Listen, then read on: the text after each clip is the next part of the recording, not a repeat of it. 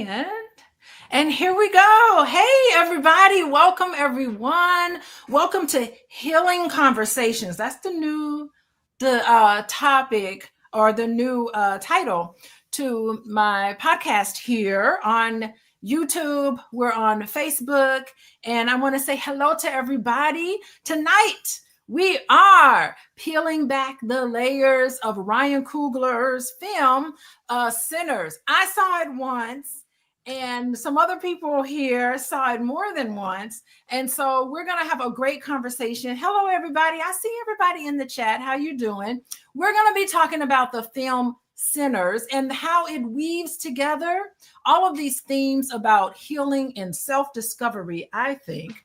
And there's been a lot of conversations about this new film, and everybody in the chat, people who are coming in, welcome everybody, and put in the chat if you've seen the movie or not, because if you haven't seen the movie, you're going to get some spoilers today. So just let us know how you saw the movie. If you could come up with one word that categorizes how your reaction to this film, put that into the chat and I'll read it off and tell everybody hello. Hey, Deborah, how you doing? Tell us where you are watching from.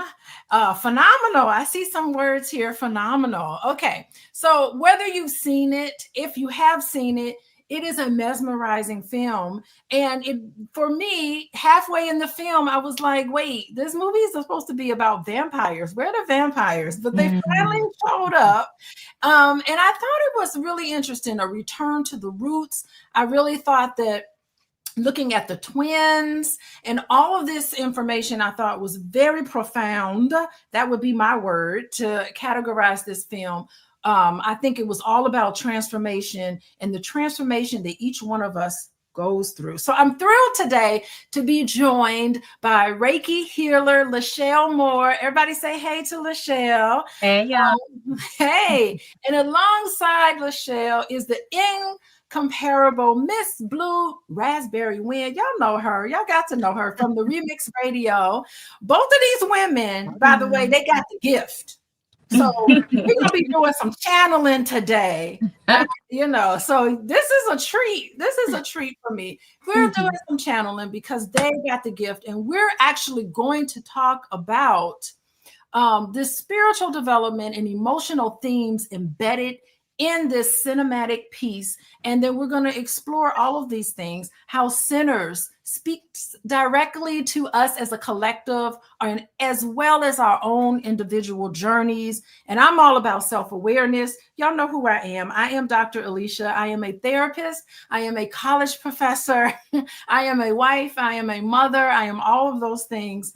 And this is something that it's very meaningful to me to have these conversations where we're just not talking about films. We are talking about what it means for us and deeper level of filmology. So let's see in the chat before I welcome more into Miss Blue and Miss LaShelle. Words that categorize the film. What would you see? What would you say? Insightful. Okay, from the Bronx. Karen from the Bronx says it's insightful. Angie says it's enlightened, very enlightened. Deborah, you haven't seen the movie, but we won't spoil it too much for you, but definitely stick with us, Deborah. And let's see, anyone else? What word would you do? Good evening, good evening. Think of a word. What word would you categorize in terms of your reaction to this movie? Captivating and engaging. Okay. Yes. To the end. Yes. Even the ending was quite fascinating. So let me throw that question out to you, LaShelle. What word would you comes to you when you think about the movie Sinners? Ryan Coogler is a storyteller, so griot for sure. Griot, like the culmination, the extended lesson.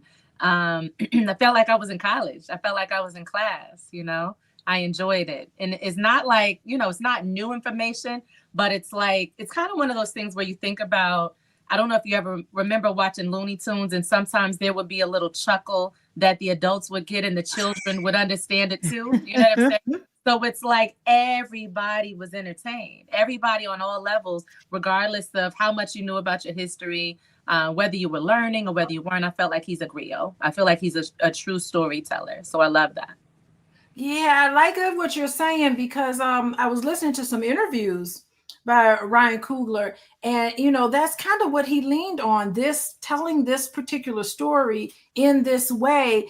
He was saying, someone was asking him about the storyline, and he said the story of Sinners came from his fascination with Rosemary's Baby.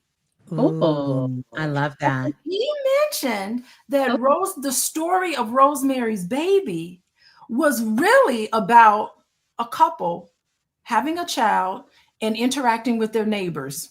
Wow. And then throw in a little bit of the woo-woo in there. Wow. Yeah, that is. Wow. I love that. That is really I had no idea. I never saw that. That's yeah. Good.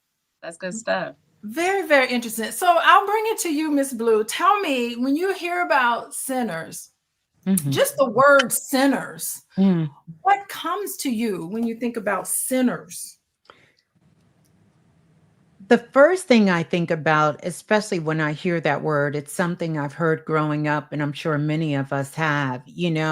Sinners to me speaks to the forgotten soul, about energy, about ancestry, about spiritual warfare, about all of these things that come together that happen when you think about, for me, it's more of what makes a sinner. What would make someone a sinner? It would take some things to have happened in that soul's life that they have forgotten about who they are to even be in the position to be called a sinner. Because if you truly understand who you are at a soul level, you could never identify with being a sinner.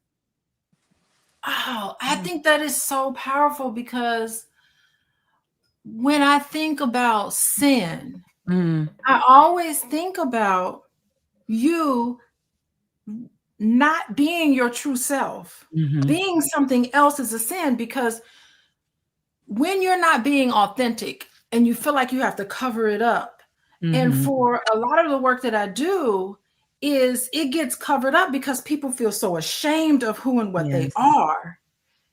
And so as a therapist, I use what's called cognitive behavioral therapy. Yes. And the cognitive piece is all of these negative thoughts that people have about themselves. And when you believe those negative thoughts, that's a sin. That's a sin. Because, that's right. You forget who you are. You forget exactly who you are. And it is a spiritual warfare that is passed down from generation to generation. And people keep saying, I don't know why I keep having panic attacks. Yes. I don't know why I'm so afraid. Why can't I leave the house? Why am I sad? There's an energy behind that. And that is a spiritual warfare. Woo. LaShelle, I see you nodding. You want to add to this? Well, there's so much. My mind is all over the place on the movie. Now, when we talk about sin, there's so many things, right? I'm a hip hop head. So Andre 3000 once said, sin all depends on what you believe in. Who do you believe in? What do you believe in? And when you're looking at a war, you're looking at a battle, everybody thinks they're right. Everybody thinks they're fighting on the side of good. And so a lot of times people are talking about a good guy and a bad guy. Is that really the case, right? Is there really a good guy and a bad guy when, sometimes the murderer is fighting to, maybe they're fighting for food and resources. Maybe they're fighting to defend their honor. Maybe they're protecting their family. Maybe they're avenging someone else's death. And so when you speak to sin, it's like, yeah, but what determines, the person on the other side, they're fighting for something too. They're warring for something too. And so, I do a lot of spiritual warfare in my field. There's a lot of battling. And we tend to think of light and darkness, but sometimes even the darkness serves purpose. Absolutely. Sometimes what is somebody's trying to maintain what is, while somebody else is trying to destroy what is to get to the other side of the greatness. You know what I'm saying? So if you're fighting so long to hold on to the current, you know, that destruction is beneficial as well. And so there's a lot of, you know, tower moments are good too.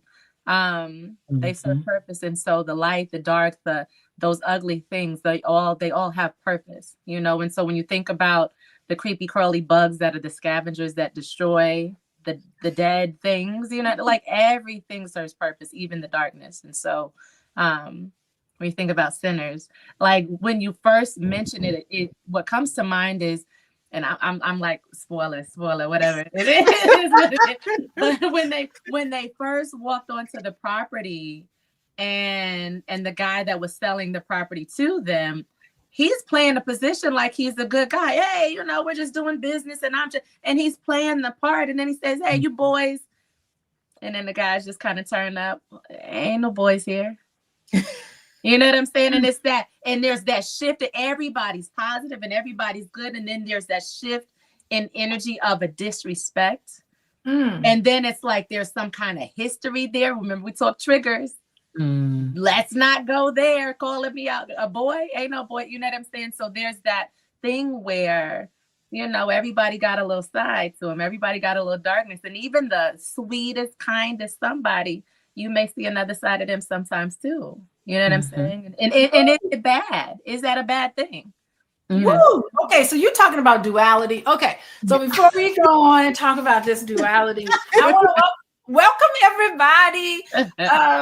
everybody to Healing Conversations. Today, we are going to dig into the movie Sinners by Ryan Coogler. I have been spending all day listening to interviews of Ryan Coogler, and it's really interesting. He's very insightful as an interviewer, and he has a stutter, which I think is really fascinating, because here's this guy with the number one film in the nation. As I said, no other Black filmmaker has ever made a movie this big. And this man is up here stuttering.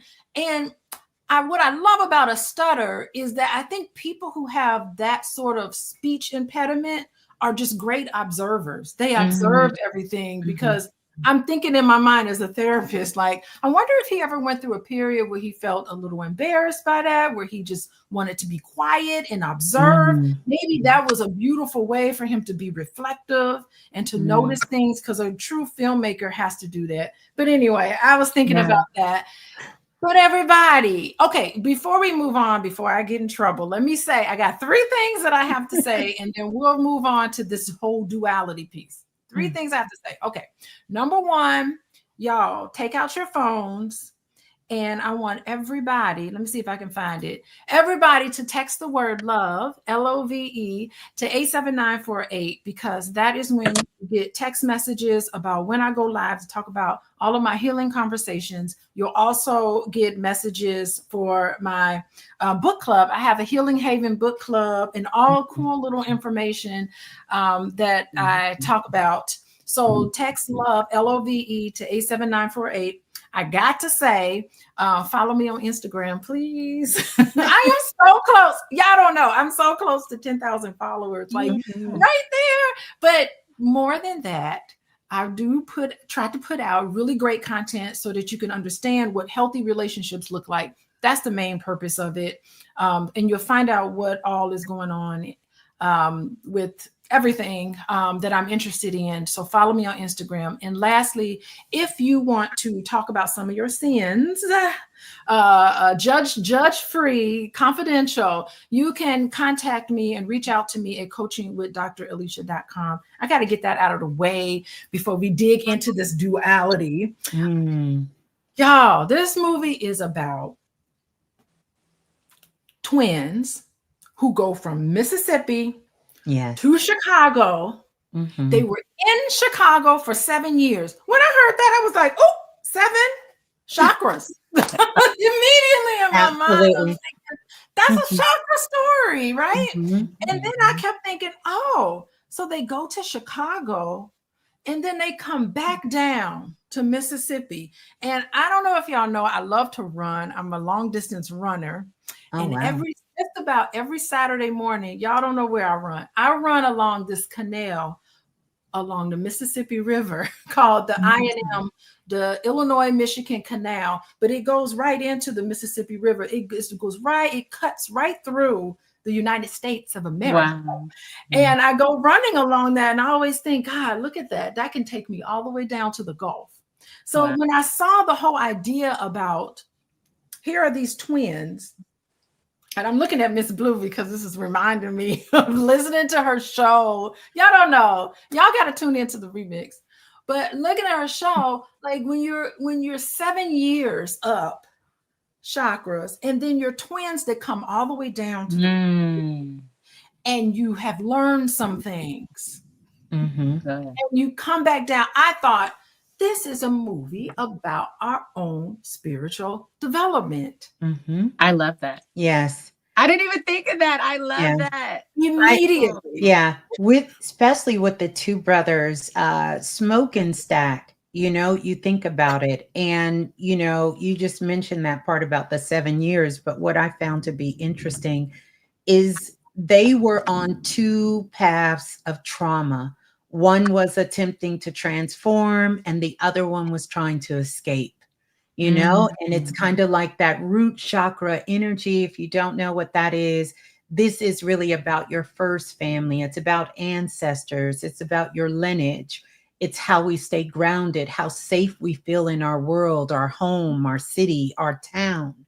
And so all of that is where a lot of that is. And then, of course, speaking of, it's like twin flames. The root chakra and the crown chakra, they work together and hand in hand. It's about, what is your connection with your overall world? What is your connection with God, the universe, the Most High? How do you bring that connection down together? And these two brothers were really mirroring that sort of integration and disassociation that was happening between the two of them, So it's kind of like the soul split in half, which is really sort of that whole phenomenon about twin flames coming together, and often those are tumultuous relationships. Yes. That's good. Yeah, because one twin was blue and the other twin was red. And we see that with the Matrix, in the mind, the Matrix. That was so tough.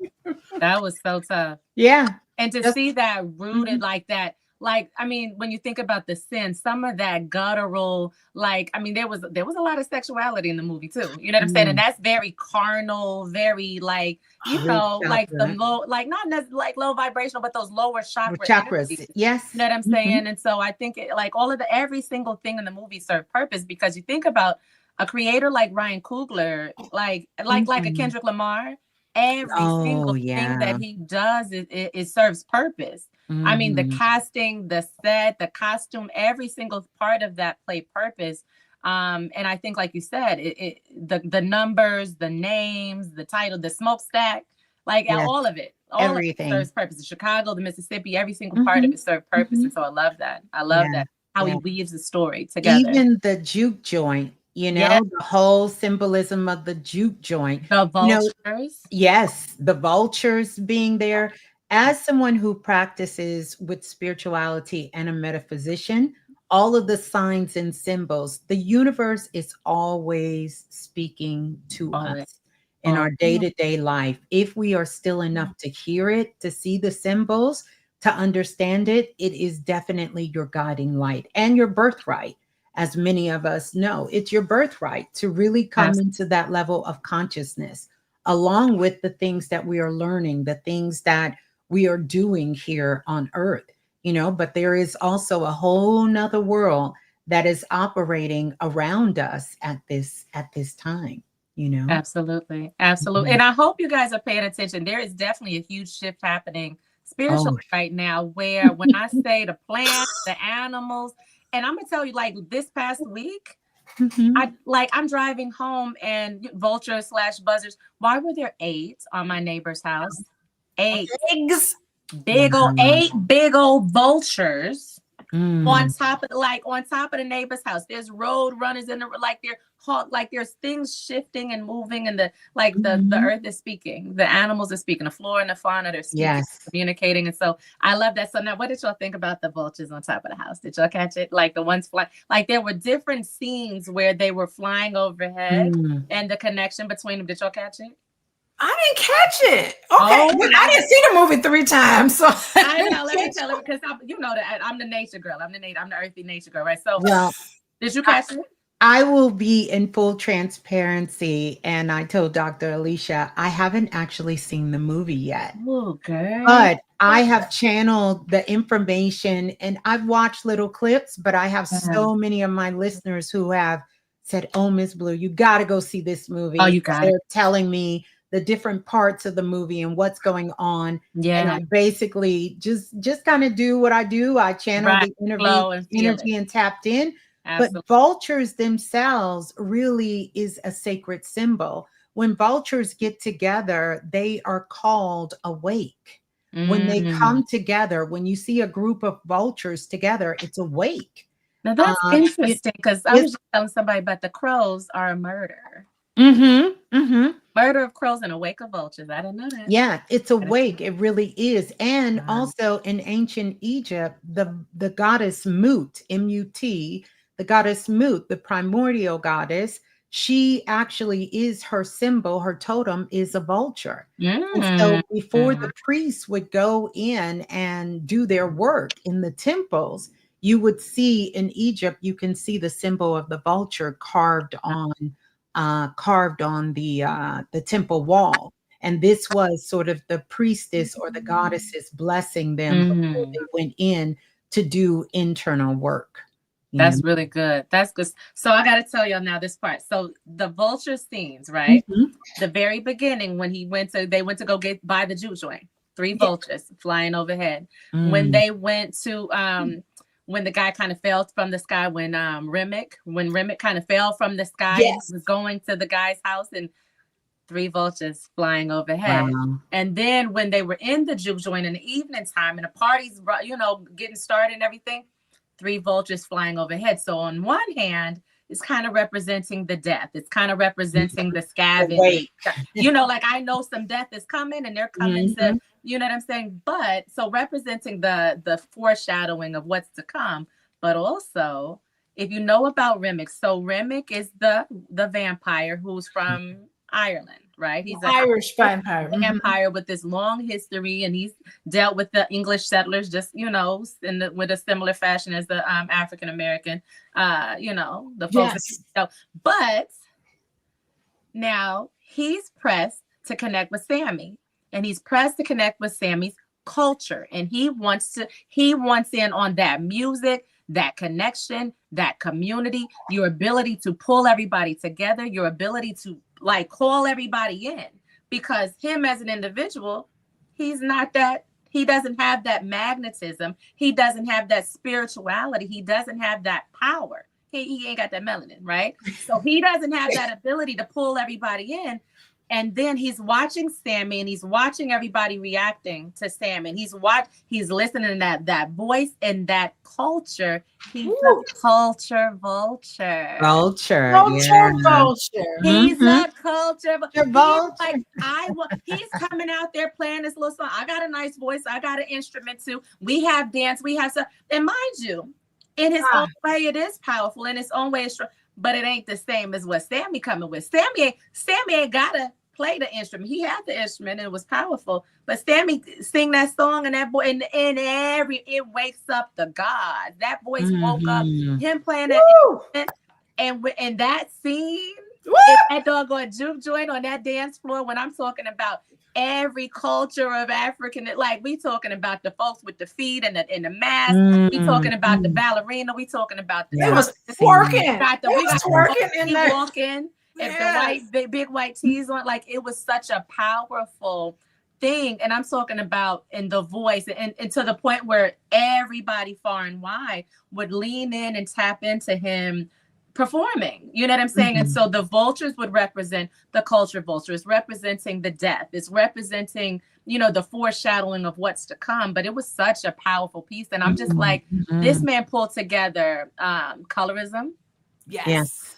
Baby, when Annie came in there with a thick bosom and she was coming in, and not only was she wasn't a mammy. You know what I'm saying? She came in sexual, she came in like intelligent. She came in with the spirituality, and she threw them stones. She threw what she had and was reading, you know what I'm saying, and doing divination as well. Like there was all these things, and everybody looked to her for the answers. There was so much depth to it, because what I loved is I went to a HBCU, and there was so much, I took my spirituality courses, but when you go in and they're talking about the Haint is a ghost. Yes. And people in the South would paint their house Haint blue to make sure that the ghost didn't come. Yeah. Man, they was doing so much. Wow. The humor, man. Again 3 times. I'm gonna be quiet because I love them. No, that was powerful. That was so powerful. I wanted to add with the vultures too.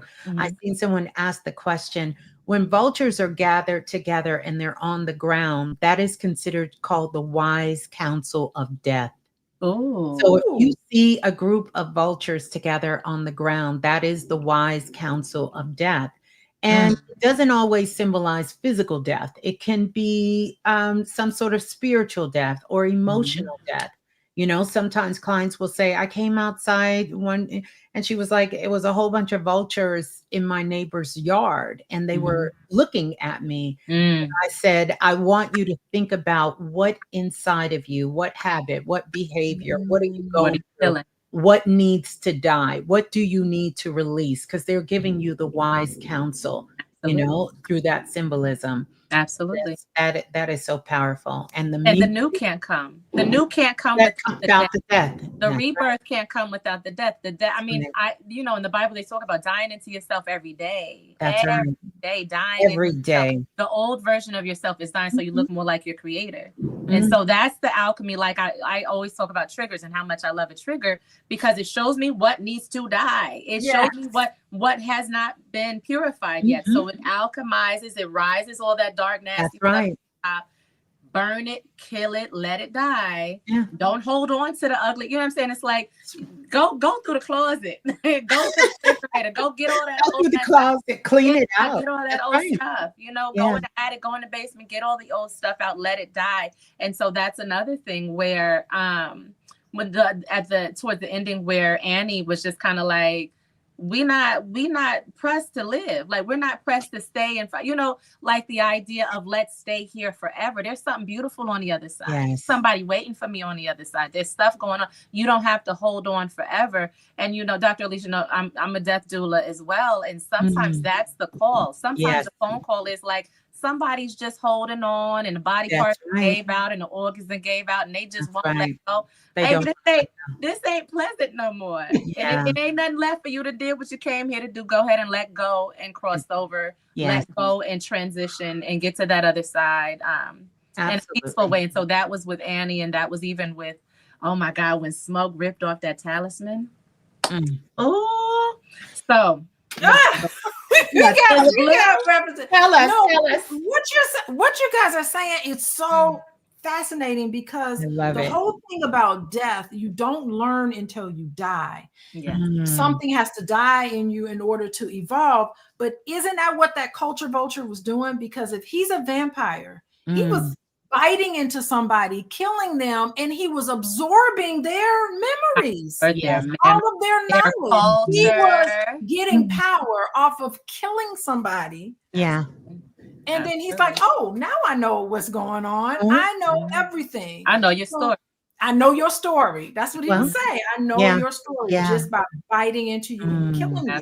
Absolutely. And now look at TikTok. Well, okay, no, let me but look at the social media. I was gonna say be a creator, and somebody can just. It's so interesting, and I just have to say this: looking at Black women, African Americans specifically, looking at Black women and looking at every single race of people on the planet that are imitating, whether it's comedy, whether it's dance, whether it's music, what singing, the style. It's like, I don't care if they patting their head and wearing bonnets. Everybody is imitating because all they need is a little bite. And then they can profit off of, they can become famous, they can gain power off of just a little taste, just a little taste. They get a piece of our story and then they become it. They want to imitate it. So, yeah. Everybody, how y'all doing? How y'all doing, everybody? I see y'all comments in the chat. I see everybody in here. We are talking about the movie Sinners, but we are not talking about it in the more traditional sense. I'm not going to be talking about how racism, this. I'm not going to be talking about politics. I'm not going to be talking about all of this. Hopefully Miss Blue comes back. She must have popped out. She'll be back. We are going to be talking about the movie Sinners and how we can look at it with our own transformation. And I want to say hello, Amanda. How you doing, Amanda? Hey, Rhonda. I know Rhonda has got to be in here. Grew up in Mississippi, left at age 7 to move to Chicago. Look at this, Mississippi, Chicago. Ain't that the story of us? Grandmother would travel to Indiana for hoodoo and voodoo healing practices for my traumatized aunt. Yes, Rhonda. Wow. Thank you for sharing that, Rhonda. I think that is quite fascinating. So it is part of our culture and it is part of who and what we are. So I want to talk about, well, hopefully Miss Blue come back on, but I do want to talk about, we've talked about death, but I want to switch gears here and talk a little bit about birth. Yes. So 2 things I want to talk about that I thought was really interesting. Annie and Smoke. So in case y'all don't know, you get to see Michael B. Jordan.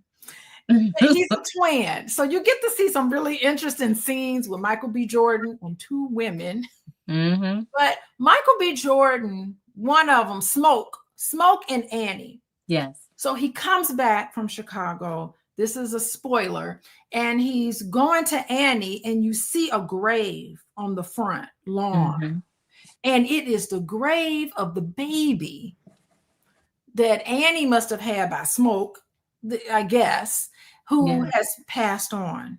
So this is very interesting. I thought that was an interesting symbolic thing about here's this baby that has died. And for me, a baby is almost like the thoughts in your head, the desires that you have. How has your goals in your life died? What did you want for yourself? I mean, if you think about it, if it's the Kundalini energy in you that's flowing through you, it helps you to develop who and what you are in terms of your thoughts and your ideas. Yes. I think a baby dying is about your hopes and dreams. Absolutely. Dying. Absolutely. And paying homage to that. I also think it's interesting because we got Cornbread and Cornbread's wife was pregnant. Yeah. And Cornbread's wife was like, you better get that money. Go on and get that money. Right. You got a baby. We in sharecropping Jim Crow South. That money. I love the part. We just trying to be kind to one another. But get that money because we have to cultivate something. It's about developing. And I really thought about in yourself, sometimes you got to do what you need to do in order for you to accomplish your goals. Right. And there was so many little segues, right? Because what I thought was powerful is they've been going for 7 years. So that means that baby, that's 7 years since that baby passed. You know what I'm saying? Yes. Or close to it, right? So thinking about that's fresh milk on the ground. There was milk there. You know what I'm saying? Milk gonna spoil in a couple of days. Sitting outside, there was milk. There was a statue of some sort, some kind of, symbol of some sort. And it's like kind of looking at the things that were left to the ground. So it's like paying homage to the one who's passed away. When she's kind of like, what did you come here for? And kind of pushed him to admit it. Yeah. To admit it. Like, you miss me. You were thinking about this baby like you. But the one thing that I did want to mention, though, in that scene, he was also coming to take, right? It was like, well, we want you to cook for us. And we coming at like, I'm kind of like, oh, You ain't seen me in 7 years. You coming to ask me to do something for you for free. I ain't like that part. I ain't like that. But you clearly saw there was love between them. You saw the part where what I also thought was interesting. Hey, she back. Yeah. I also thought was very interesting was how he's saying, I've moved through this world. I'm like at war and all these things. I moved all through this world, and all that people care about is power and money. And that's what makes the world go round is power and money. Who said that? Was it Cornbread? Smoke said that. Said, hey, I've moved through this world and it's about power and money. Wasn't nobody doing no roots. Wasn't nobody working those stones. Wasn't nobody doing none of those readings and whatnot. That's not what kept me alive. And she said, so here you are standing before me with 2 arms and 2 legs and no injury, and you in your right mind, and you think that this root work didn't help you? Because he had the thing around his neck. He still had that talisman around his neck. She had that juju on him. And so what I thought was interesting is she stopped, she prayed, and he's just kind of blowing it off like it's not important. Baby, you've been wearing that thing for 7 years.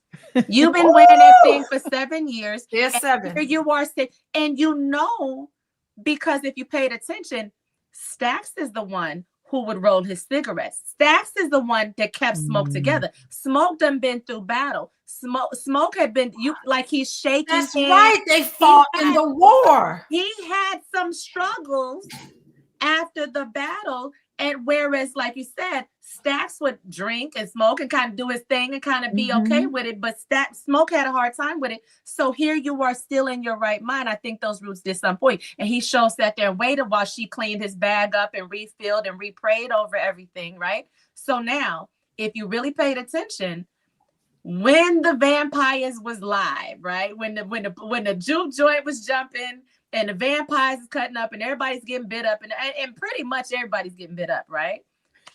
When Smoke and his brother are fighting, you have the duality of the light and the brothers dark. fight, Miss Blue. They fight each other. In the dark and they're fighting. It's not that Stax was being lenient and gave mercy to his brother. He tried to bite him and he couldn't because he had that doggone juju on him. He kept trying and he kept trying. Harm couldn't come to him as long as he had that juju on him. And at the very end of the movie, when he was done with it and he was ready to go, he was tired, he was ready, and he was fed up, and he was ready to let go and be with his woman and be with his child. He snatched that thing off, and then only then was he able to let go, give up the ghost, yes, and cross over. And so I thought that was very powerful because they did pay homage to the African spirituality, to the juju, to whatever you want to call it, but they showed that had power. And in duality, like on the flip side of it, when Sammy was praying the Our Father with all the vampires and everybody. Sammy started Our Father who art in heaven. And all the vampires started doing it too. Baby, I'm familiar. When the English came to take over in our spot too, we was doing the Our Father just like they told us to, just like they told you to. Baby, it ain't gonna help you here. Yeah. That Our Father ain't gonna help you here. And I was like, oh, kind of hurt. Oh my goodness. What's interesting is that the vampire was actually talking about we're not into slavery. You know, the vampire was like, we're not Ku Klux Klan. Right. Like, I'm actually kind of like cool with you. Absolutely. And like this, I'm offering you some freedom. I'm offering you a way out, because there's no way in this country, as the African American man in this country, y'all ain't gonna be okay. The Klan was about to play y'all on this juke joint. They coming to kill up everybody anyway. This is a slaughterhouse. Like he was really like, I'm offering you a way out. But what I also love when you're speaking of spirituality in a real way, when you're talking about any kind of darkness, temptation ain't no scary, like, and it sounds terrible, but like when people think about protecting their children, watch out for the bad guy, watch out for strength. Yeah. Baby, he ain't gonna come running and knock you in the head. It's the grooming. It's the soft, gentle. It's very tempting. He's like, hey, you ain't got to worry about these races. Hey, you ain't got to worry about death neither. You ain't got to worry about sickness. Nothing. You can be here living forever. You're going to stay young forever. You're going to be beautiful. You're going to be strong and powerful. We're not talking about the fact that you're going to be eating dead body. You're going to eat up everybody, be bloody, and everybody's going to be scared of you, and then you ain't going to see the sun never again. We're not going to talk about that. but it's very tempting, right? If let's imagine it's drugs, let's imagine it's lust, let's imagine adultery. Because when you talk about sin, right? You're talking about sin. It's very tempting. It's very tempting. And so that's the thing where someone was talking about, well, how do you know if it's something you shouldn't be doing? Because a lot of times it's this false sense of freedom. I can drink if I want to. I can sleep with who I want to. Can you stop though? Mm-hmm. Can you stop though? And then also cause and effect, because energy, whatever you're engaging yourself in, that's what energy is going to stay with you. It's not a one-time thing. And a lot of times we're here for the thrill of the moment. Like you said, it sounds good. It feels good in that moment. But are you going to be able to go with the consequences that comes with it? That's real. And karma's a beast. Oh yeah. It's kind, like scientifically, it's very kind, because how else would you know what it feels like to harm somebody? You get your heart broke, you're gonna try to handle the relationship. It's not bad, it's not good. It's what you put out, it's what you get to experience. You get to see the opposite. We live on a polarizing planet. Absolutely. Where you get an opportunity to experience both the good and the bad. Everything here either grows or die, and you're either doing one or the other. You're either growing or dying. I think it's so profound, and I know I missed a minute. We got storms here in Texas. Oh, yes. And it was so funny. The lights cut off, and then my Courier bookcase lights popped on in the background afterwards. And I said, oh, okay, well, I guess I'm supposed to come back on, because otherwise I'd be here and have to catch the replay. But thinking about how they take African spirituality, and this is what this film I'm coming to learn, and especially from you, LaShelle, and also you, Dr. Alicia, just bringing it together and really reading the reviews and seeing what the story is about, and the foundation, where they're attempting to show it in another light. Because in our world, in the Western world, anything that really comes out of the African diaspora has been coated with a coat of being dark, of being evil, of being something to be in resistance of, when in its essence, it wasn't created on those foundations. And so this movie is kind of taking a little bit from here, the vampires, a little bit from the African spirituality, the American experience through slavery and through our ancestors. And what we also see, a culture that has been fed upon. So you can really look at the vampires as who has led the culture here in the Western world when it came through slavery and African Americans and those from the African diaspora, and without getting the credit, without getting the recognition. And so these are unheard voices that have come back, not to scare you of your grandmother and your great-great-grandfather, because they're not here to do that for us, but for those who have been those vultures, those vampires who fed off of their work and everything that is going on.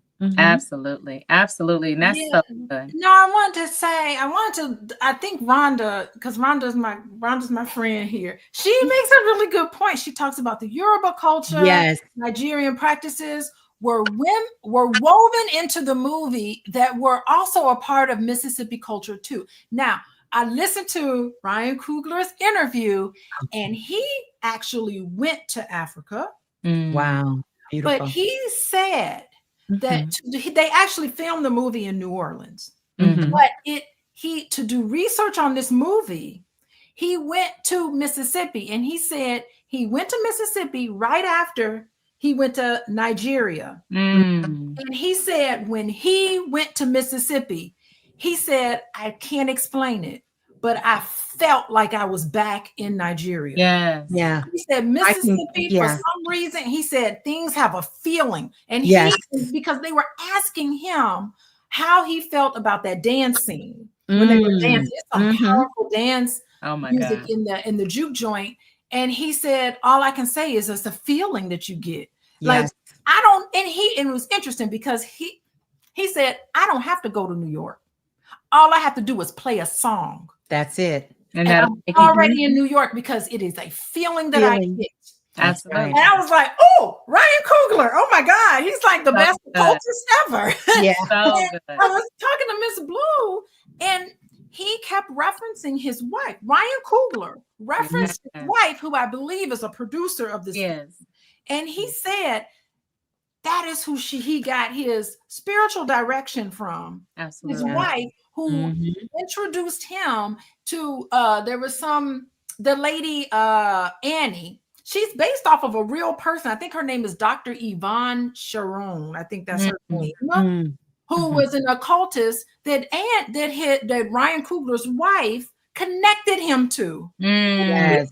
for this film. So this stuff is deeply Yeah. rooted. Oh, yeah. And You can feel it. The people, yes, even if you don't know anything about it, I have people from all walks of life in grocery stores. People are talking about it just out and about because they can feel the energy Interesting. in it. We are all waking up. You know, those of us who may have been on this path or not, they realize that there is more than what meets the eye. There's more Absolutely. than what meets the eye. There's so many different worlds going on within this dimension that Absolutely. we're here based on this frequency. And so powerful. I didn't even think about this. This is an all-black film that Yeah. has a mass appeal. That ain't supposed to happen. Like, Right. what All of happened? But they if said it was anybody can do it, Ryan Coogler can, because look Mhm. at the Black Panther and Yes. Creed. Yes. He Mhm. everything. knows how to take these Black ideas. I mean, that was a purely African-centered kind of Yeah. movie and have a mass appeal. Yes. Absolutely. They said that his numbers, I mean, hit close to Avatar. And I don't know if Yes. they crossed over, but there's nothing that hit worldwide proportions Nope. since Avatar. And I'm like, and again, all Black cast, all Black culture, we're not talking about slavery. We're not Nope. talking about being victimized. Like, Nope. you know what I'm saying? It's these subtle little things, because we're talking about music with, like they said they make you want to be Black. Like, white folks is in the theater and they want to be Black in the midst of the Jim Crow South. Yeah. Yeah. Think about how powerful you have to be, in the sense of, like, we were not in a state of power then, like economically, you know what I'm Mm-mm. saying? So far as like Mhm. the power structure and government and all that, but people still were like, I Mhm. want what you have. That's a powerful Mhm. role to be able to play that position. It is. Did. I think that was really proud. But one thing I did also want to mention, like the Gullah culture. When I was in school, Oh, I yeah. studied the Gullah culture, where like African spirituality was woven into the culture in such a way. And the thing is the difference that what happened in South Carolina, you know, Yes. some of those deltas, it was so harsh. Like the living conditions, the climate was so harsh. It's hot, it's sweltering, it's mosquitoes, it's Oh, yes. swampy. And so a lot of the plantation owners, they didn't want to be there. So there's indigo and there's sugar cane and there's all these things, and they did not want to be there. And so people were pretty much left alone. And so that's how you notice the complexions were dark and rich, and they weren't so Mhm. mixed like they were in all the other parts of the country, because the whites are there and they're enjoying themselves and they're in the big house and everything else. No, I'm going to drop them off and I'm going to come back and I'm going to pick up my stuff here and there. And so the color stays deep, the music stays similar. And so the culture is very close to what it was in Africa. And so I Mhm. thought that was very powerful. And so a lot of the traditions, even the Gullah, the language or the dialect, Yes. My it's very mother's family much is from there. Yeah. very Mhm. similar, very similar. Mhm. And so a lot of times people would say, well, they speak in broken English, they're speaking Ebonics. No, even the Mm-hmm. subject, verb, placement in a sentence, all of that stuff is running together, but it's African. It's all Mhm. truly African. It So yeah, really is. beautiful. Yeah. Powerful and rich. I Very think it's a fresh take. I remember my daughter telling me when she was in college that she was like, Mom, it was her first year in college. She was like, Mom, if I have to do another report on 12 years a slave, I'm going to scream. I'm Mm-mm. going to scream. And literally her class walked out. They didn't want to do it because they Wow. had already done it in high school. And it Wow. kind of was giving that same, you know, I grew up in the era with Roots. Yeah. And that was Mhm. you know, Sure. that was that introduction to that whole, you know, the slavery and that Yeah. part of the history that they wanted to sort of program and embed. Yes, Absolutely. a lot of knowledge there, but it Ego. wasn't the truth of the Yep. story. Yep. And so I think for me, just from what I know about the movie and Sinners, it's a fresh take, and it's more of a Mhm. metaphysical take. It's not Absolutely. a literal take. You Mhm. understand? It's not so literal that it causes trauma and pain. And we've Right. had so many movies in our history that are Black films, Yep. right? That have re-traumatized the Absolutely. culture and the society. And That's so good. Tyler Perry. Right. Yes, Tyler Perry. There's so many I movies said that it. they like, I right. said it. Absolutely. There's so many things that victimize us. There's so many things that I would yes. never watch again. So many things that I would not allow my children to see. But Mhm. here, this movie, for me, I'm talking about 3 times in 2 weeks type of like, I'm like, and I have people that seen it 5, 6, 7 times. And it was such a powerful piece. But one of the things that I thought was really powerful, like, and there was some truth and there was some history, right? And all Right. these things interwoven. So Delta Slim's character, right? Yes. And he's drinking, he's always That's drinking, right? right. But again, numbing this pain. So he's Yes. riding in the car, they're riding in the car, and as they're riding, they come across some folks on the chain gang, the prisoners working on chain gang. Right. And there were the Jim Crow laws against then the black codes and all these things. Yes. And that's the thing that a lot of people don't know.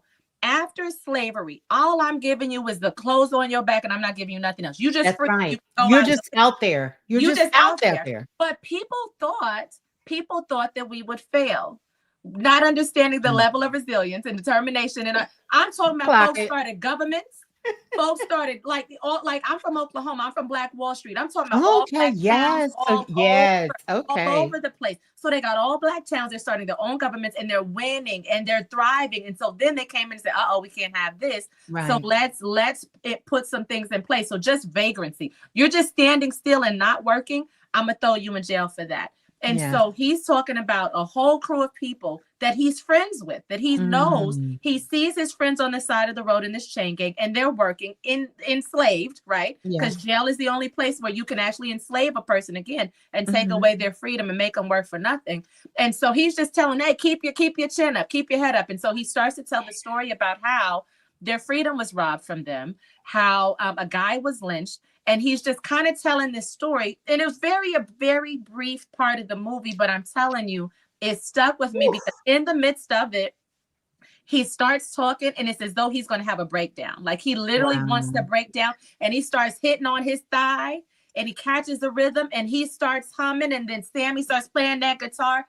And that's blues right there. Yeah. Yes. Yeah. Right Yeah. there. Yes. And so Wow. music is our culture, It and I really think is. that it's very powerful. And that's interesting. So keep your head up. That's all these. We're looking at the stories. We're telling our stories, and we're finding a way. But it's kind of a thing where, like, we're seeing this thing play out with Diddy and all this stuff in the record Ooh. industry and all that other stuff. If you can own your stuff and not let these people play you for crazy, because it's like what they putting on the radio.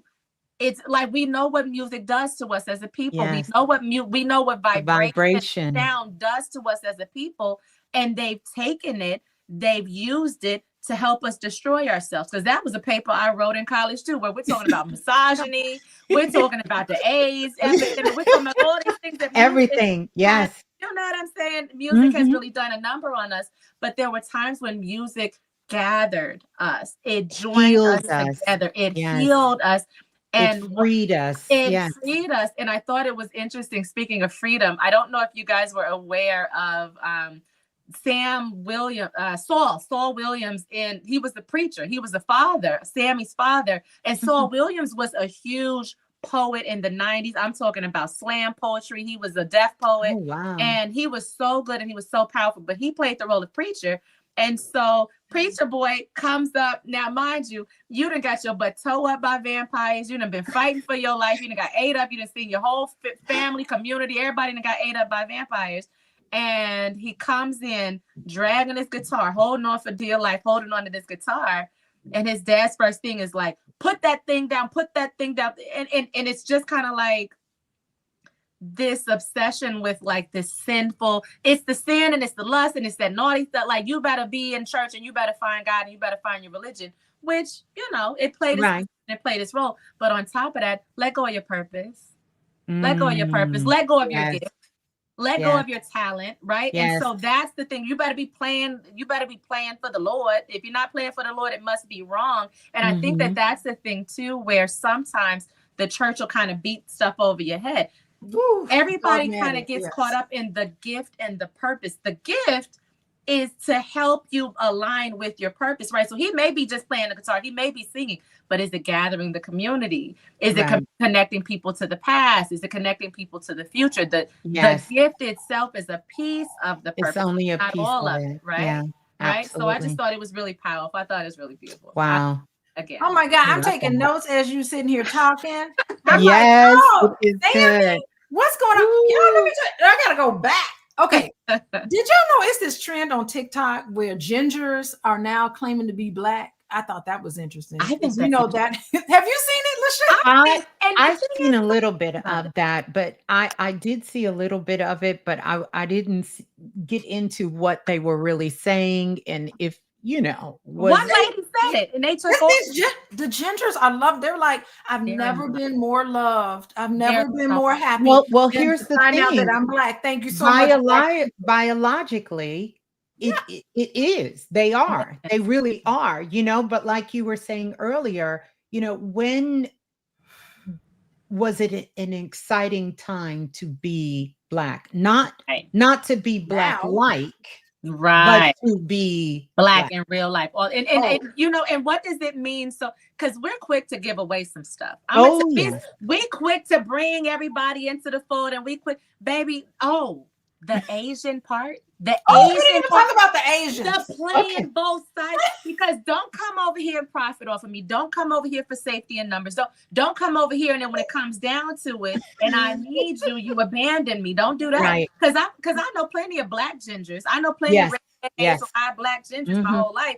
But the thing is like, don't dog me out when it's time. Because I thought that was a powerful thing. But you know what? Let's not forget. It was the Asian lady that let the vampires in the juju. Girl, I could have. She was the one that invited them in, because she was like, you know what? I'm not about to sacrifice my daughter. But I'm gonna tell you, he didn't miss. He didn't miss, because think about the alignment. One, so there was a part where Asians could kind of play both sides. The Asians were here to build the railroads. They were here to build the railroads, so they brought them over, and they did what they did with them. But they were able to sell to Blacks, and they were also able to sell to whites. So on the white side of the road, they were selling to them, and then on the Black side of the road, they were selling to the Blacks. And it was interesting, because even as she crossed the street, she can kind of change and get more sassy and talk smack. But then over on the other side, hello, Miss So-and-so, and thank you for the sale. You know what I'm saying? Yeah. So I can play both sides. But when it comes down to how do you vote, when it comes down to, getting all this DEI money, because we didn't get all the DEI. Right. And that's a what I'm saying? It was just kind of like, you play it to profit yourself. You play it to benefit yourself. And so that's what happened in the movie. Hey, we're going to get this money because that's what we came for. And we're going to get up out of here. We're going to get this money. We're going to get out of here. And then when she's like, I don't care about nobody else up in here. That's right. What about my daughter? Bump all of y'all. Bump all of y'all. And how many people died? How many people died? Because she let them in. And the crazy thing, vampire can't come in unless they're invited in. Period. Yeah. I was watching a documentary about Mississippi, and they were talking about 3 generations of Asians descent that were living in Mississippi. And there were a lot of people telling them, if you heard her speak, you would not know it was an Asian woman. Yeah, she sounded like a Black woman. Yes. Did you see it? Absolutely. And I just was like, wow. And she was like, well, we've been here. Like and they're in Jamaica too. Yes. Jamaica. They're all over the place. So I think that's the thing that's powerful. There's so many parts of it. When you said sin has to be invited in, baby, if that ain't the truth, truth, it has to be invited. It has to be invited. There are so many people that struggling. So I do a lot of healing work. I do the exorcisms. I do all the heavy duty stuff. So when you're dealing with it, it's finding how did this thing get on you? What is, sometimes it is like, what is the sin? What did you do? So is it some lusty something? Is it what behavior are you exhibiting that allowed it in? Now, sometimes it's the sin of the father. Yes. Sometimes it's a lineage thing, because that's something that came up to in the movie where they're talking about Mm. Smoke and Stacks. Their father was not a kind man, and actually one Ah, of the twins killed wow. his father to protect his brother from beating. You know what I'm saying? So there's all of these Oh, I didn't different. catch that. Oh yeah. They were like, well, what Wow. happened? Because Watch that video. Preacher Boy's dad, but then there was the Stacks, the Smoke and Stacks dad, and he was Yeah. just like, yeah, he was trying to beat him, and he got his dad off of his brother, and he took his life. But it's kind of like, what actions were you exhibiting? So was it the action was it the sin of the father, and that thing got a hold of you through bloodline? Was it an actual action? So could it be lust? Could it be fornication? Could it be violence, rage, whatever? But nowadays, a lot of the spiritual warfare we're dealing with, it's typically fear. Yes. It's typically fear, judgment, and envy. Those are the top three. So far as like that, right? Yeah, and what I've seen within those, which all of them come back to, we have a distorted view of what ego is. And we have been mistrained about what the real ego is. Absolutely. Lack of self-love, lack of self-worth, Yep. all of these things. These are the greatest curses on our people to this day. And that's primarily what I see. And a lot of times when people think, because we know it can be real, right? Yep. That someone has put a curse on their family, or someone has put a curse on them. Not that it's not real, but most of it has started at the self level with the lack of understanding who you are. Because when you know who you are, number one, no one can put anything on you, whether even through your bloodline, you know? Absolutely. And I will say something, it's a little provocative, but forgive me for a moment. If y'all will give me this moment, I can take it. I'm a big girl. That is, I know we put too much stock in blood and in DNA. And to our detriment, Let's go. We are all free agents. We are independent, sovereign beings. If someone is in your life, it should be because you love them, you care for them, you honor that relationship, and they honor it with you. And I've seen so many people not only destroy their lives, but their children's lives and others' lives for the sake of what we call blood. Absolutely. You understand? We have to remember, we come from the source, whether you call that God, the Most High, whatever. That is your bloodline. If there is a bloodline, it is called humanity that we are all birthed in. And sometimes you're born into a family and you are there for a reason. But it is not to be that sacrificial lamb when you know that it is some dysfunction that rides deep within the bloodline, and you have found yourself in a different position to choose something different for yourself. And a lot of times we don't do that. But that self-love, number one, self-worth, number two, that is your best protection that you can have, because it will help you connect yourself back to your true identity of who you are, you know? I love that. I am sitting here kind of laughing because just yesterday I did a whole entire podcast on the ego and how it gets in the way of healthy relationships. Wow. Because we haven't been taught correctly about what the ego is. This old, outdated, antiquated, masculine perception of what the ego is not the truth. The ego, the lower aspect of the ego, is rooted in fear. Yes, that's exactly what it is. It is dripped and drenched in fear. It is all totally in control, fear. and that's what people have to control another person in the relationship. That's right. That's so it true. is all rooted in fear. And our history, as much as I used to be a big history buff, I don't have the same level of respect for history because half of it is not real. You understand? We've been told these stories, and I'm up for a good story. Don't get me wrong, but we've been told these stories that have us twisted, that have us living in fear. I was watching something that I did come across, and maybe you ladies have heard about it, where they were talking about soul swapping with someone bumping elbows. Oh, yeah.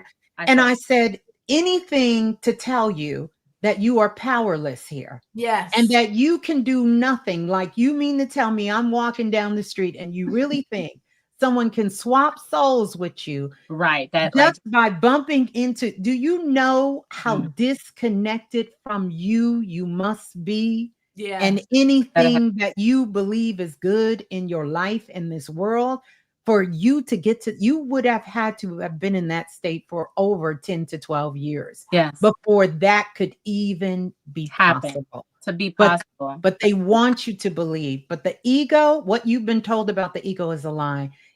We need an ego. And personally, culturally, things go on in this world because we haven't. We've been told that if you think good of yourself, if you love yourself, if you put yourself first, all of these things are of the ego. And yes, that's not absolutely true. I agree. No, I mean, I gotta jump in here because I was just talking about this yesterday, how they call it the healthy ego. The healthy ego is centered on love. The unhealthy ego is centered on fear. Yes. And that's what it is. And the thing about the history is so great because that is really what I do in a lot of ways. It's like, that's your version of the story, but let's rewrite history. So that you are the survivor. That's right. That's very right. Rewrite it and make it work for you. Tell yourself this story. That's You are not a victim. That's right. You're a survivor. That's right. And all of the things serve purpose, right? Every single part of it serves purpose. And sometimes we get a little confused on the reason why and the purpose in it, but everything serves purpose in your life. When I look at ego, I break it down. It's false pride and negative pride, right? So sometimes people are pretending that they're so confident and they're pretending that they really believe. And they're not. Like that's the narcissism and all the things where they're just really pretending, and they're the scariest, most broken individuals in the world. But also negative pride, right? Like sometimes there's this space where a person is pretending to be helpful because that looks good and that feels good, and people like me if I'm giving. And so now I'm getting to the point of martyrdom. Now I'm getting to the point where I'm completely drained. I have nothing else to give, and now I'm a victim because everybody, and I done did this for you and this for you and this for you. And that's fake. That's fake. All of that's fake. But then the other thing too is the control, because sometimes it's very easy to see when you're being controlling. It's like, oh my God, this person's so bossy and they're so mean and they're so tough. But what about the person with the good intention of, I just want to keep everybody safe, and I just want and they calling and they texting and they checking if I don't want to be hurt. I don't want to be cheated on. I don't want the relationship to end. Baby, if he don't want to be there, he ain't gonna be like, you can't so he ain't trying to let that man go. Let him go. Let him go. You done raise your kids, and here your 20-something-year-old kids are sitting here being called all day, every day. You like at their throats. But it's in this false sense of security.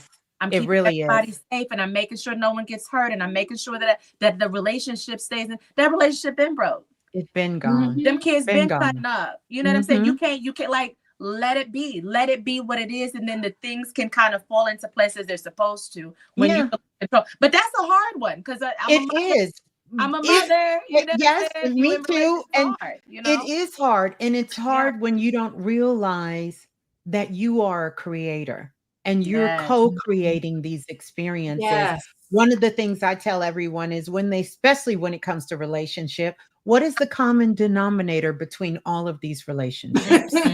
And they'll say, think about it. It's you. You are the common denominator. The being is causing. And, until you accept that responsibility that you are creating in your world, consciously or unconsciously, you can't change anything. It's like the song, send me your location. If you lie to me and tell me you on 7th Street and I go to 7th Street, but you really on 5th Avenue, I can't come help you. I can't come pick you up because you didn't give your true location. You got to take responsibility. A lot of people aren't even aware of where they're coming from. So Okay, true. y'all really channeled into that. This was, you know what? I just want to say this is exactly the type of conversation I wanted to have today. I am like so thrilled today. Oh my God, this is what I want. Okay, so let's get back to. I need to wrap it up because I feel like I got y'all time. I want y'all to come back. I don't want you to be like Dr. Alicia be having me on here all day long. Oh, well, you know how I get down. So Right. Always. I'm 3-4 hours on my show. So should be going on. Okay. Hey everybody. Y'all are watching Healing Conversations. Y'all. Okay, I gotta say one more thing. Let me say one more thing. I got this. Let's just go to the top again. Okay.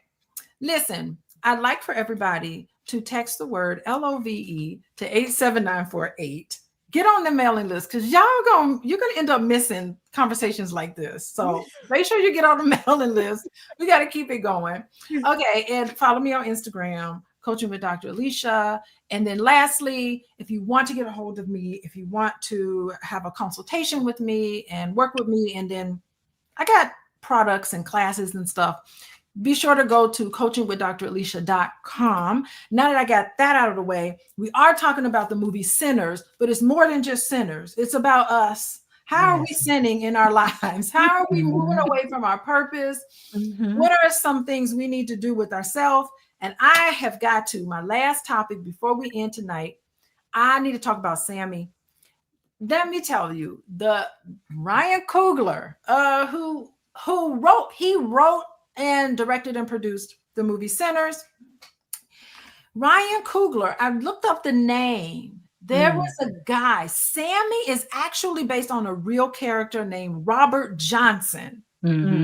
And Robert Johnson had this, I think he's famous for making this decision, like at a crossroads, where he has to be like, am I going to sell my soul to become this great musician and have all of these things for myself, or am I going to make this decision? So he is known for making this decision, this famous sort of point in his life where it's like, do you sell your soul or do you stay true to yourself? And Robert Johnson is representative of that whole lore, and Sammy is a representation. And we all know at the end of the movie, I don't want to give too much of it away, but at the end of the movie, he's always given this decision. Does he become a vampire or does he not? I'll leave that up together. But I really do think that I would like for, we'll start with you, Miss Blue, this whole thing of a crossroad, of the center of what Sammy had to go through, from what you understand. Any thoughts about that, about the crossroads in our lives and some of the decisions that we have to make? Are we going to go left? Are we going to go right? What do we do? Yeah. I actually spoke about this some weeks ago, and I think this is what they were alluding to from the show Sinners. When you think about the word decision itself, it means, what are you going to cut out? You have to cut out. When you make a decision, that is something final. So that's a crossroad. So in essence, we're at crossroads all the time because we're making decisions. A lot of times we don't think of it that way, but we're really at a crossroads. What gets us sometimes caught up, and I'll talk about this and then answer the question, is we don't realize that when I say, you know what, I'm no longer going to participate in this type of behavior in relationships. It doesn't work for me, if that be the example. That means when I make that decision, there is no going back. And a lot of times what happens is we make a decision, but we keep kind of going back. We dip in, we dip out, we dip in, and then we renegotiate the decision again. And this is how you get caught up, right? Because you made a decision, but you're not sticking to it. Right. So when you're at the crossroads, it's a pivotal point. I call them spiritual markers. You always know these spiritual markers. Right now, everybody on the planet, if you're old enough, 1995 is your spiritual marker. This week, you're going to see this unfold. And this is going to be our theme as we move forward for the next couple of years. And so think about what was happening between 1995 to 1998, if you're old enough, during that particular time. These are going to be some of the similar themes. Now, the characters will be different. For some of us, the place will be different. The event will be different, but the experience and the lessons that you learn during that time, they will represent themselves, because with every decision you made, you can think of it this way. It's like being in school. That was the pop quiz. You passed, but you got to take that final, baby, because if you don't pass that final, you're not going to pass the class. And so now things are coming back around to see, have you really crossed and made a decision on what direction you're going to go? How we end up selling our soul is not following our heart. We're following our mind, or we're listening to what other people say, what may have been good for you or what may have been good for him. And I think, well, that can be good for me. Look at all the great things that they're doing in their life. They work at this job, or they went to this school, or they got married, or they got divorced. It could be 100 different things. And then we start to follow someone else's path, and we're not on our own path. You sold your soul. You understand? Because now you're miserable and you can't tie it back to your own heart, because in the beginning, it was within you that said, no, I know this way doesn't look easy, but you don't want to do that. And that's how, when you get to that crossroads, making those decisions. So you think about during the course of the day, shoot, I guess by 3 o'clock, you done made about 10 or 20 decisions, Ooh, we done crossed a lot of crossroads here. We got a lot of bones coming with us. If you're not present in the moment and you're not really following your heart and you're just going off of your mind, sometimes it could be something that maybe you have a desire for it. And this looks like the quick way. Everybody's looking, how can I make some money? This is becoming some of the things on the planet, or, with job securities and places closing down and all kinds of things. Nothing is stable right now. So what can you trust? You can trust your heart, And we have to remember the heart is neutral. The heart is not an extreme. It really is the point where the physical and the spiritual world both meet. So whatever that practice is for you, whatever it is, you get into that space and become neutral when you're making your decision. I tell people, get out of your mind. Get out of your mind. If you're not doing something logical, you should never be listening to your mind. That's going to drive you insane. You have to get into your higher mind, your intuitive self. Your multi-sensory abilities. And this is why more of this is coming online. And you'll see teachers like all of us here today. I'm sure many of you are out here listening. We're being called to step up. And if anybody, I don't care what kind of work you've been doing, if it has good in it, you have been tested over the last 3 years. And you have been called to come forward and speak and give your gift to the world. Not keep it inside of you, but give it to the world. It only becomes a gift when you're sharing it. It's not a gift if you keep it to yourself. That ain't a gift. If I say right now, oh, I got something for you, LaShelle, I got something, Dr. Alicia, and y'all say, okay, when you gonna give it, Blue? Oh, I'm just gonna keep it. Right. It ain't a gift. Right. Keep your gift. Keep your funky gift. They're like, I thought she had something for us. No. Oh, I'm enjoying it every day.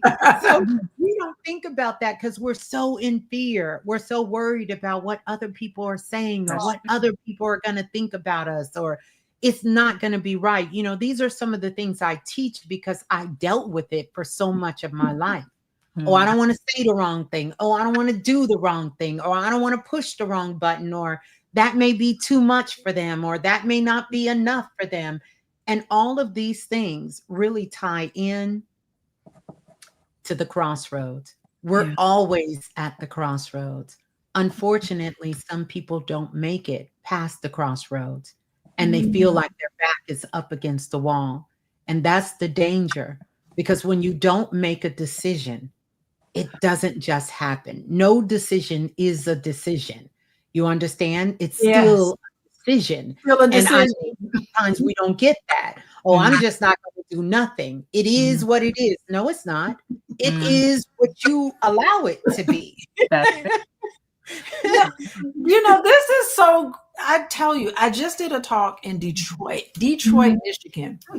And the very first half of the talk, I went around talking about, at the end of the day, you need to scan your day and think about, where in my life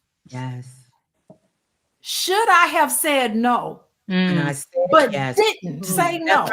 Yeah. Right. Where in my life should I said yes? Yes. I know I should have said yes, but did not say yes. I mean, scan it, because those are the hallmarks of somebody who's been through trauma and didn't get a chance to heal it. Yeah, that's real. Absolutely. You are saying no to things. That's true. Where you need to say yes to, and you can't say no. Yes. To requests, to people, to all of these things. When you know you needed to say a no. A no was inside of you and it never came out. You ended up agreeing to do something that you didn't want to do. And that's the hallmark of trauma. Yeah. That's them crossroads. That's that bone thug in harmony. Yes. You at the crossroads. Yes. You're at the crossroads. Bone thugs in harmony had it, right? Okay, go ahead, LaShelle. Crossroads and Sammy. I got notes for that. There's so many things about the crossroads right there. I know the story of the selling is so like it connects me to the current reality of the music industry, right? Where there's a decision made and everybody talks about, there's all these conspiracy theories and all these people talk about anybody who has made it has sacrificed something big. Yes. They're making a decision. You can be a great singer. That don't mean you're going to be on the radio, on the TV, and winning all the awards. Something was sacrificed. A lot of times they say there's a death in the family. There's somebody close to you. You didn't have to do some humiliation ritual. Something major happened. So that's one thing. But the other thing is, it makes me think of this trickster energy. There's this trickster energy where you are already powerful. You are already bright and capable. But I'm gonna say, like on doggone, there's a number that there's a Bible where it's like the devil tempted Jesus, saying, "Hey, all of this stuff can be yours if you just follow me, baby. It's already mine." Right? Mufasa and Scar talking to Simba. All of this stuff it's already your birthright. And so you can be cheated out of your birthright. There in Genesis 27, so Jacob and Esau. Jacob was a brother. Esau was a powerful brother. He cheated him out of his birthright. Yes. I'm trying to trick. It's a answer to a question. It's a quick decision made, but you can literally write off and change the path and the trajectory of your entire life. But at the same time, like you said, Dr. Alicia, you can't just sit and ride the fence either. You can't just sit and ride the fence. And so sometimes I just have to choose. And if I choose the best suited way for me, all the wind beneath your wings and all the fast forward flow. And then sometimes you just knocking your head against the wall and they're showing you, and there's blockages and there's difficulty coming in if you take this certain pathway. So there's clues. But a lot of times that trickster energy is that dangling of the carrot. You're sitting in the crossroads and it seems so easy. Like they say, the road less traveled is typically the one that you want to take, because everybody took the easy road. That's right. You know what I'm saying? They being common out here. They took the easy road. One of the things that's funny, my son is he's doing his art thing right now. He's out here living his best life as an artist, and he's a 6'4" African American young man. And everybody said basketball, that's the route. That's the route you take because you're tall and you black, and that's what black kids do. And I'm like, we're not monolithic. You're not going to take the road that everybody. You're an artist. You're a writer. You're a creator. Right. You can do it all. That's not the common pathway, but that's the right pathway for you. And so sometimes making the decision that's not the easy one, making the decision that's not the common one, and choosing a different offering, choosing something different. And so that external influence is usually not the one. It's the inner guidance. Yes. It's the internal, sitting still, pausing, meditating, getting in nature, getting still and getting one with yourself, because that little voice within is the one that'll tell you which way to go.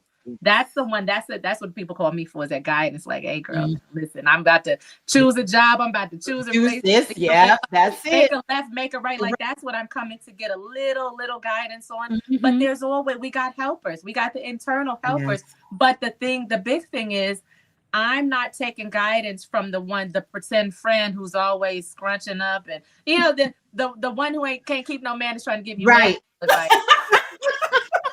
The one who's always broke trying to tell you about your job. Yes. Yes. And like we're listening to folks who really should not be the ones that we lean to when it's at a crossroad. We find ourselves in these pivotal moments in our lives, and then we go against our inner judgment. We go against our inner guide, and that inner guide is a godly thing. It's not to be toyed with. Like, it's not at all powerful thing. It's a very important thing. It's an influence that can lead you in the right direction. And a lot of times I'll hear people say, well, I knew it and I heard it, because a lot of folks call me and it's just a confirmation. Girl, you've been new. They talking to you too. They in your ear too. You know what I'm saying? But not falling for that trickster energy, not falling for that low-hanging fruit. But at the same time, not sitting still either. Not sitting still, because some of us let life pass us by from the fear. From the fear. And so releasing fear, because faith and fear cannot be in the same place at the same time. It cannot. It's the opposite, right? So I trust my guides. I trust myself. I trust my wisdom. I trust my creator, and continue moving forward.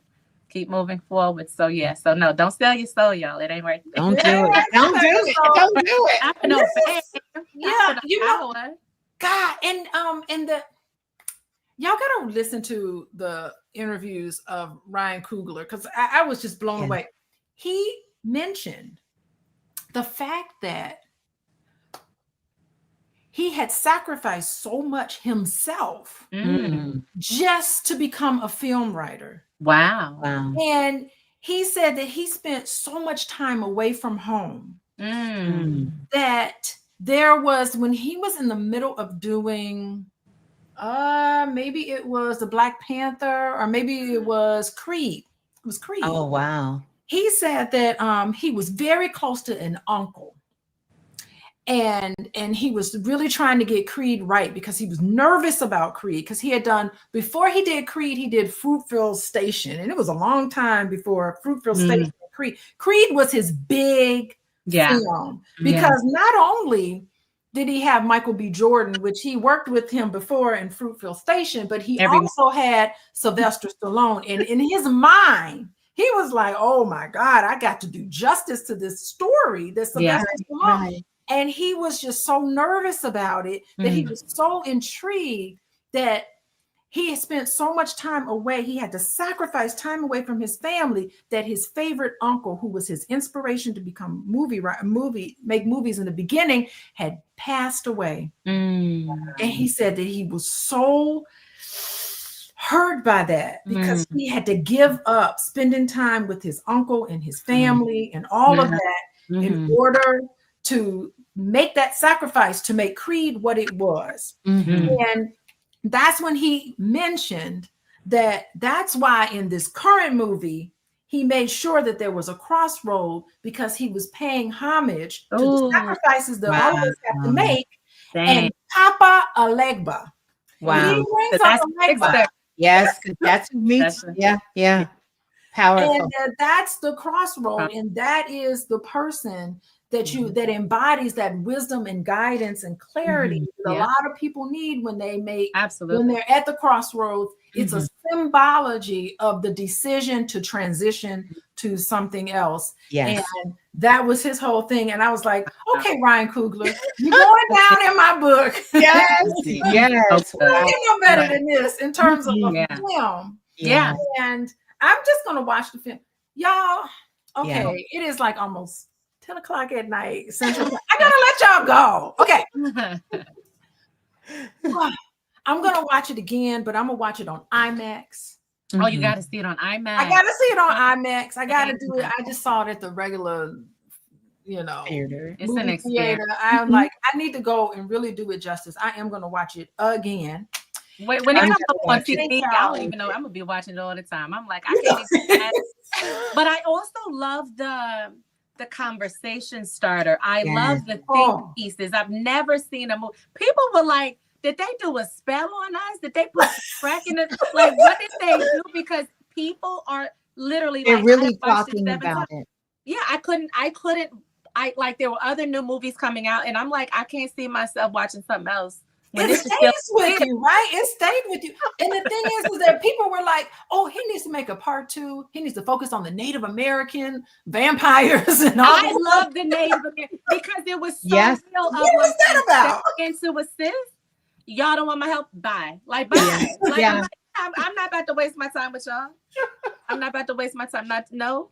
I The love Native Americans already been tricked. Talk yeah, about and you're not going to trick me. Because that was my thing. When the late, I forgot the Asian lady's name. I want to say Grace or something. Like when the Asian lady wanted to walk out, y'all should have let her walk out. Y'all should have let her walk out. You want to go be with your husband and die? Go for it. Goodbye, man. Go find your daughter, lady. Go find your daughter and your husband. Y'all both gonna be ate up. Go for it, and y'all will be fine. But we're so giving and we're so forgiving. You know? Oh, LaShelle, even to our detriment. Yeah. Oh yeah. People were dropping off. I mean, that fight scene was like, woo. It was really good. Think it really has with the conversation piece because everyone is really talking about this movie and in a way that I personally feel and love that movies should be talked about. Absolutely. You know, in a more metaphoric way. And how can you apply this to your life? Because that's what it is. You know, when you start to think about these movies and the symbols and what's happening, it really speaks to the landscape of what's happening. Back in ancient times, you know, the poets would tell the story of what was going on with the people. We know artists and musicians and rappers were always telling the landscape. But, you know, Ryan Coogler has really told the landscape and really bringing it to current day. This isn't a movie of the past. This is something that is happening right now as we speak, you know, and there are vampires out here that are asking to be invited into your world. And so, you know, take heed to these things that are going on, that are happening around, you know, because there are people who are just saying, you know, just let me come in. I just, you know, just come and hang out. You are inviting these things into your life.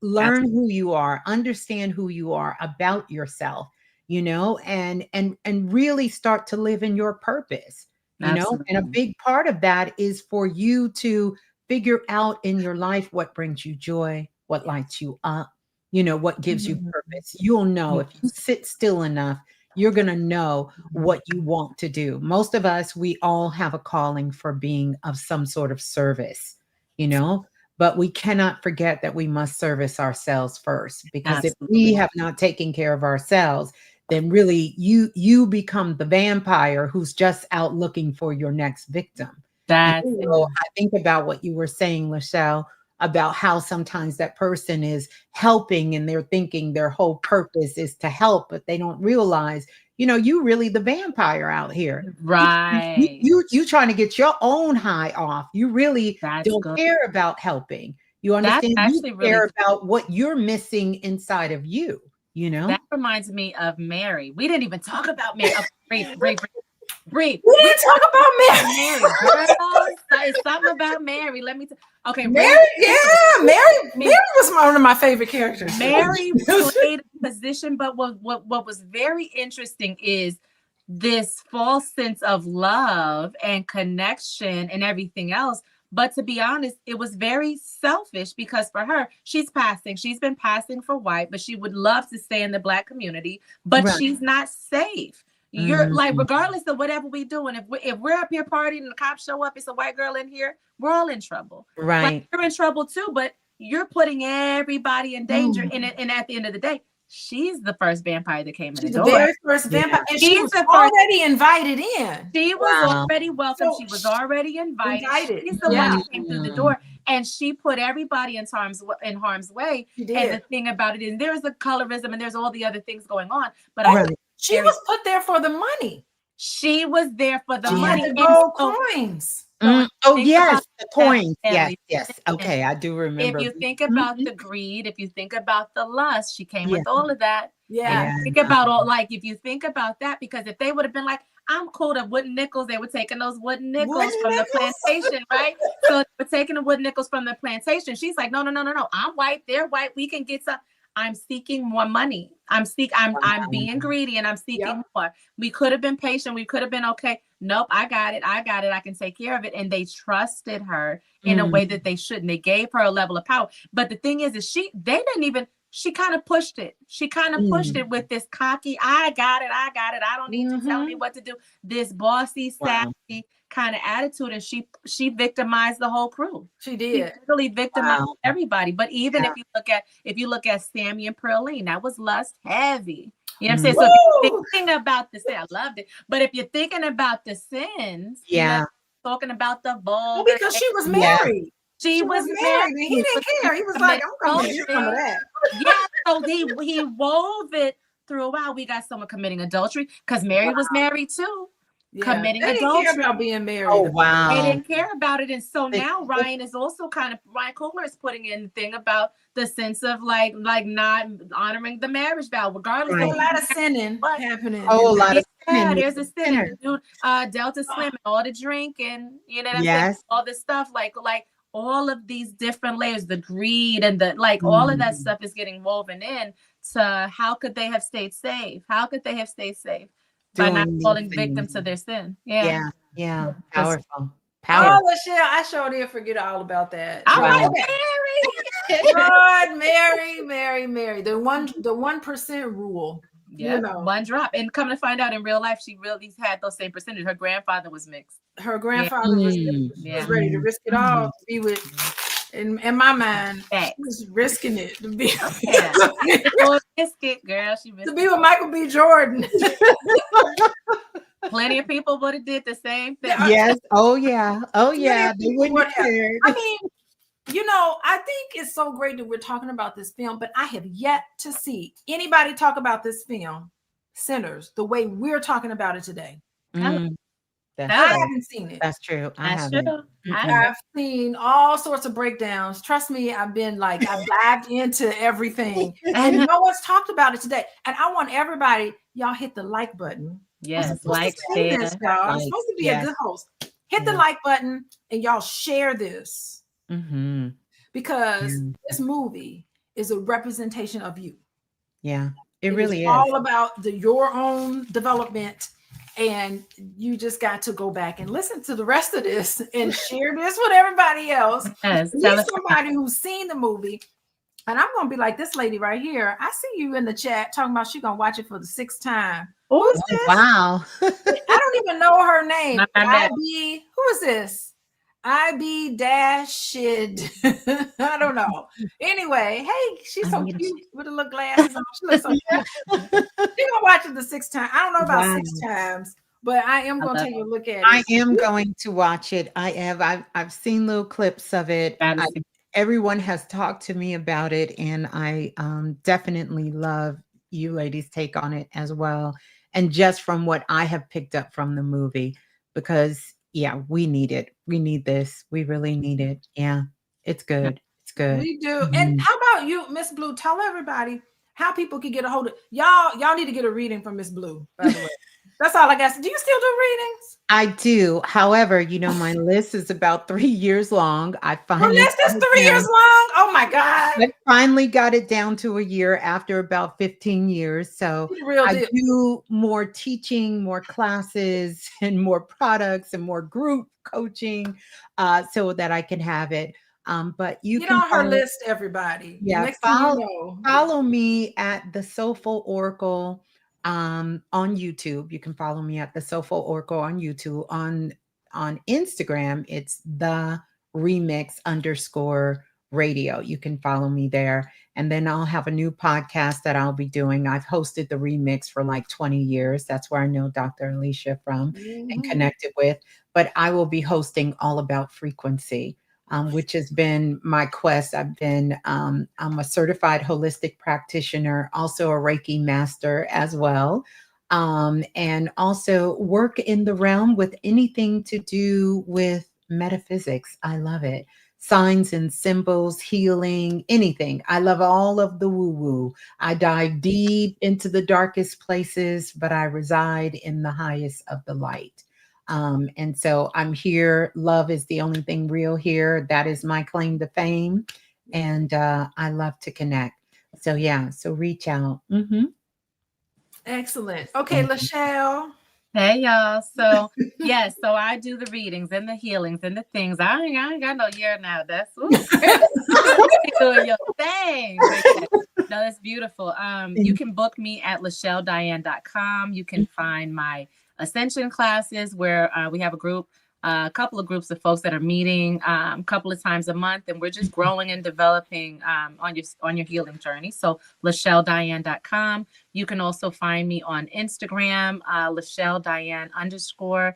You can find me everywhere as Blissful Therapy. Blissful Therapy is my holistic health and wellness company. I have a vast natural skincare line. So if you want to clear your skin up, if you want to grow your hair out, all those things. So I have a natural skincare line that's at blissful-therapy.com.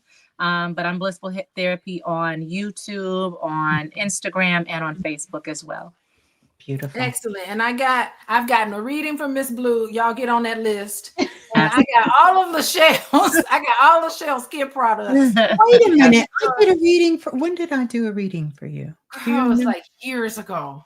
I think it was probably like 2020. I think it was 2011.